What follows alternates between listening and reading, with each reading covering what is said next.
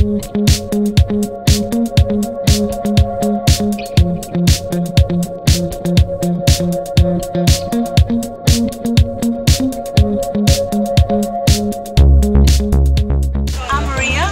the owner of Makatcha, and what we do here is Indonesian rendang, and it's a very, very special Indonesian dish. Basically, we use Irish beef, and basically it's all pulled and it's cooked with coconut cream, lemongrass, garlic, onion, ginger, a bit of chili, and some almonds.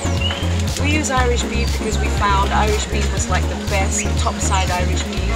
It's got very good quality, hardly any fat, any sinew, which is very, very important when you're actually pulling beef to make this dish. So it's very easy to eat, it's very good quality basically.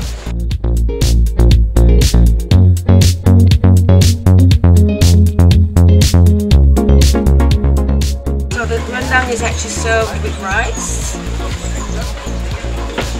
with a bit of chili on it on the side, and a very sweet and sour pickle, which goes very, very well.